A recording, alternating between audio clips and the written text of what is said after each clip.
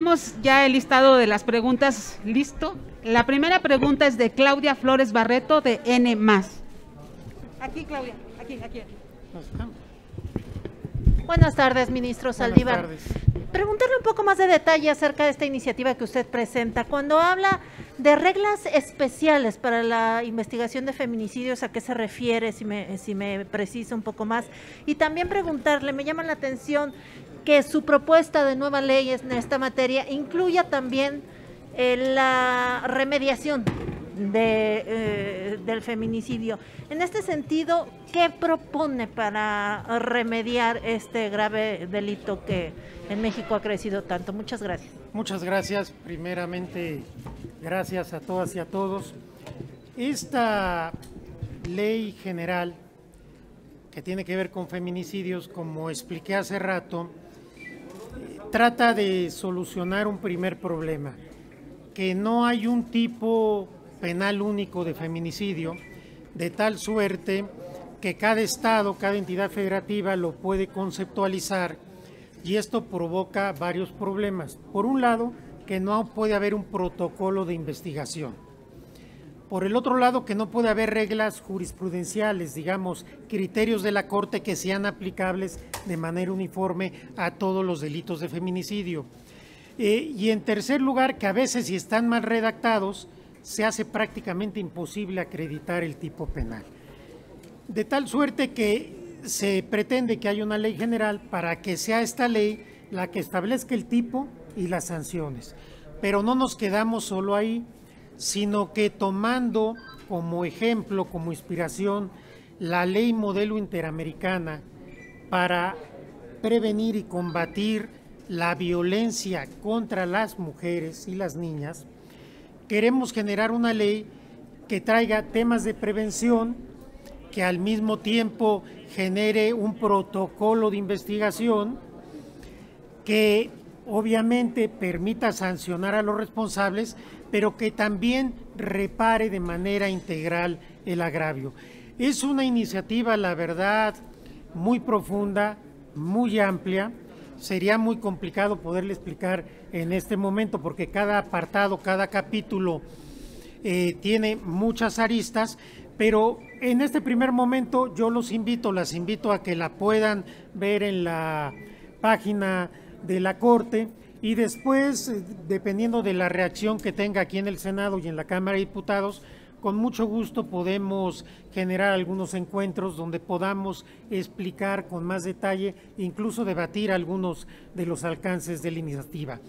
Ahora, también quiero decir que esta es una aportación de la Corte a esta discusión de esta tragedia colectiva, pero no quiere decir en lo más mínimo que nosotros estemos casados con esa solución. A partir de ahora es responsabilidad de las legisladoras y los legisladores llevar adelante las iniciativas que se han presentado. Yo tengo mucha confianza en ellas y en ellos. Nosotros no somos legisladores, simplemente quisimos hacer esta aportación en un ánimo de colaboración y de sumar esfuerzos para revertir la tragedia colectiva de los feminicidios en México. Muchas gracias. La siguiente pregunta es de Leticia Robles de la Rosa de Excelsior. Ministro, muy buenas tardes. Adelante. Buenas tardes. Adelante. Buenas tardes. Sí, adelante. Adelante. He leído rápidamente esta iniciativa que tiene muchos puntos bastante interesantes, como el hecho de decir que no va a aplicar los usos y costumbres, que son una de las partes fuertes que se tienen juzgados de violencia contra las mujeres. ¿Considera usted, ministro, que existe la cultura ya en México para poder vencer eso que parece un mito de no entrar a los usos y costumbres de las comunidades originarias en México? Dos, si me lo permite, ministro, por favor, porque no tengo mucha oportunidad de hablar con usted. Le contesto esta y ahorita me da. Okay. Lo primero, los usos y costumbres de los pueblos y comunidades indígenas en principio deben ser respetados, pero cuando estos implican violar derechos humanos, sobre todo de las mujeres, no pueden estar por encima de los derechos humanos de las niñas y de las mujeres. Muchas gracias, ministro. La otra, Últimamente hemos escuchado el concepto de violencia vicaria, que es esta violencia que se sufre en los juzgados, justamente porque no hay un criterio que ayude a las mujeres. Y hace unas semanas vimos que el exmarido de una de ellas, una mujer que sufría violencia vicaria, fue asesinada en Puebla. Esta ley, ¿considera usted que aunque no lo hable de manera expresa de lo que es la violencia vicaria, implícitamente está buscando frenar esa violencia vicaria? La violencia vicaria va más allá de los feminicidios. Esta ley general trata de los feminicidios y en cuanto una violencia vicaria pudiera llegar al feminicidio, le sería aplicable también. Y la última, perdóneme, ¿qué va a pasar con los juzgadores de distrito, ministro, que últimamente han mostrado criterios como muy apegados a intereses políticos, más que judiciales? Le pongo un ejemplo, Veracruz, el caso de José Manuel del Río Virgen, en donde los juzgadores, incluso hubo uno que decía, no, vamos a regresar al punto inicial de diciembre, pero el señor no debe de salir, en apego a los intereses de un gobierno del Estado. Pareciera que esta lucha que emprende la Corte y el Consejo de la Judicatura en particular, para evitar ese tipo de criterios, no están permeando. Yo creo que en ese asunto el juez de distrito que le tocó ver el asunto y el tribunal colegiado actuó conforme a derecho, respetando la Constitución. Precisamente el Poder Judicial Federal no actuó con criterios políticos, actuó con criterios constitucionales. Gracias. Muchas gracias. Karina Aguilar, de 24 horas. Gracias, ministro. Buenas tardes. Buenas tardes. Preguntarle, también en esta iniciativa que presentan ustedes, proponen la reforma al artículo 73 constitucional. Haría un llamado a todos los grupos parlamentarios que han dicho que va a ser una parálisis de que no van a aprobar ninguna iniciativa constitucional, a que en esta ocasión reconvengan sus dichos y puedan juntarse y dejar de lado criterios partidistas para aprobar esta reforma constitucional. Y si me permite otra pregunta. Le contesto, esta propuesta no es política partidista, esta propuesta es una propuesta que busca unir a todas las fuerzas políticas. No creo que, yo espero, y además esa fue la impresión con la que me quedo, que no se va a ver contaminada por otro tipo de disputas políticas. Gracias. Y también retomando un poco el tema de si los jueces actúan o no por consignas políticas o por otro tipo de intereses, preguntarle, el presidente nacional del PRI, Alejandro Moreno, ha denunciado que los jueces no le han aceptado, que ningún juez, él dice, le han aceptado un amparo.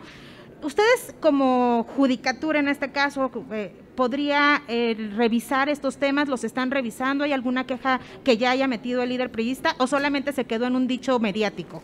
Estos temas, según entiendo, se han presentado varios amparos, los jueces de distrito se han declarado incompetentes y el asunto está en un tribunal colegiado que decidirá quién es el competente. Pero entonces no hay ninguna actuación política de ningún juzgador, en ningún caso. Desde mi punto de vista, hasta donde tengo conocimiento, los jueces están actuando de acuerdo con sus atribuciones. Lo que pasa es que cuando hay disputas políticas, siempre hay una parte que sale perjudicada y otra beneficiada. Entonces, la parte que sale perjudicada dice que hubo intencionalidad política, y si la decisión del juez hubiera sido la contraria, la otra parte diría lo mismo. Creo que las decisiones de los jueces se tienen que analizar en sus méritos, y desde mi punto de vista, la inmensa mayoría de las juezas y jueces federales están actuando con honorabilidad, con honestidad y de acuerdo a sus criterios e independencia que les garantiza la Constitución. Gracias. Y ya nada más de mi parte, si me permite, la última. ¿Ha usted hecho un gran trabajo, una gran labor en el reclusorio femenil? Ha estado trabajando con las reclusas. ¿Ya ha definido si va usted a traer o no, va a ver el tema y el caso de Rosario Robles? El caso de Rosario Robles está siendo defendido por sus defensores privados, se están resolviendo los temas en los juzgados federales, en los tribunales colegiados, ha venido ganando algunas instancias con algunos temas y los jueces seguirán actuando con independencia, porque en todos los casos, incluso en los casos de las mujeres desprotegidas o vulnerables, nosotros les estamos ayudando con la defensa de los defensores públicos y defensoras públicas. pero no les estamos ayudando pidiéndole a los jueces que dicten una sentencia en un sentido o en otro. Sí quiero dejarlo muy claro. Muchas gracias, ministro. Agustín Rodríguez, de Azteca Noticias. Muchas gracias, ministro. Preguntarle, lo que están haciendo ustedes es importantísimo para evitar la violencia o disminuir la violencia en contra de las mujeres. ¿Sería un reconocimiento de que la violencia nos ha desbordado y de que esto es salir un poco al quite de que hay una estrategia de seguridad fallida en el gobierno federal? ¿Hay una estrategia de qué? De seguridad fallida. No, yo creo que esto de los feminicidios es un tema muy complejo, muy extendido, no solo en México, en muchos países del mundo. Y en nuestro país, hay que decirlo claro, los feminicidios por regla general son delitos locales. Se ha fallado en la prevención y en la investigación en las entidades federativas. No es un tema del gobierno federal en principio. Gracias. Muchas gracias. Mayolo López, del Grupo Reforma.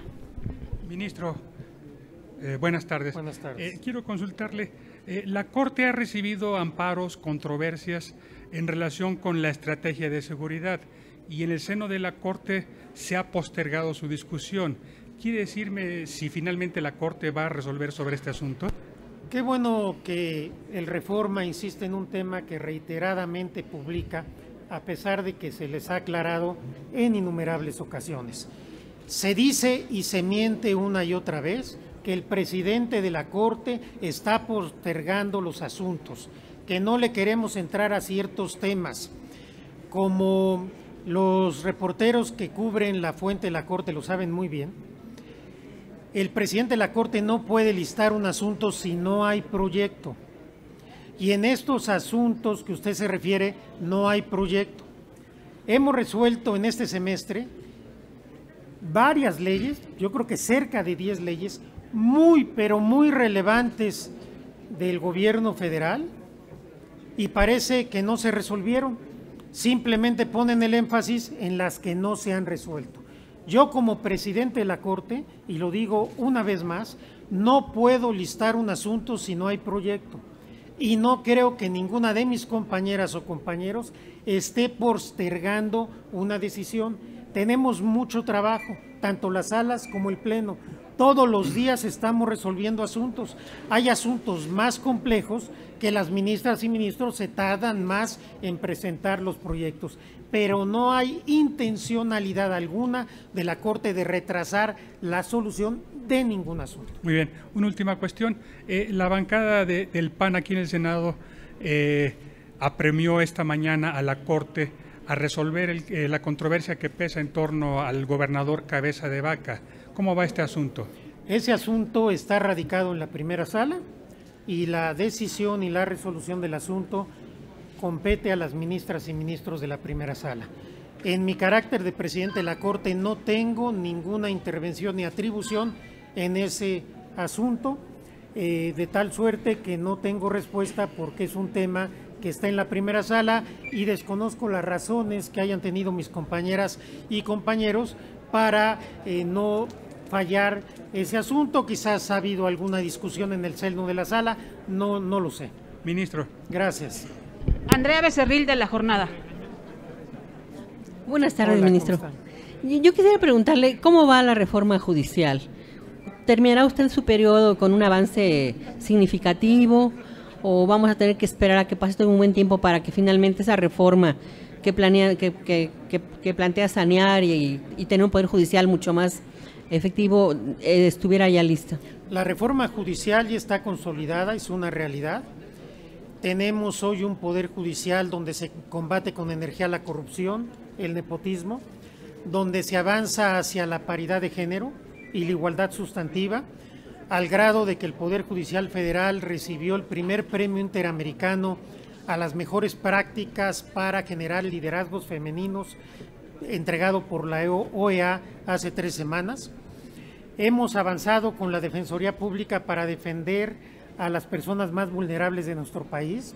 Celebramos convenio para hacerlo en materia local con la Ciudad de México y para defender personas indígenas con Oaxaca. Tenemos un nuevo perfil de jueces con la Escuela Judicial. Tenemos ya una justicia digital en todos los procesos del Poder Judicial Federal, de tal suerte que puedo decir con satisfacción y con datos duros que hoy tenemos un nuevo Poder Judicial Federal y que la reforma judicial es una realidad y está dando ya resultados. Muchas gracias. La última pregunta es de Carmen Arellano de Ecos. Buenas tardes, ministro. Hace unos momentos, cuando concluyó su comparecencia aquí en este Senado de la República, la senadora Olga Sánchez Cordero le comentó de ese abandono o de esa necesidad de las mujeres que están casadas con personas del extranjero que no están atendiéndose como se debiera. ¿Cuál es su opinión y si dentro de esto ustedes van a considerar este llamado que verdaderamente es urgente y sobre todo no solamente en el norte y sur de California, sino en Europa? Es un tema que por la materia, obviamente, el Poder Judicial, la Corte no tiene ninguna intervención. Sí me sorprendió el nivel de gravedad que se refirió la senadora Sánchez Cordero. Lo considero muy, pero muy lamentable y por supuesto que desde el punto de vista político el Poder Judicial se sumaría a cualquier exhorto, a cualquier llamado para que las autoridades de esos países tomen medidas y para que se defienda y se proteja la integridad, la salud y los derechos de las mujeres mexicanas en el extranjero. Gracias. Muchas gracias. Sería todo. Muchas gracias.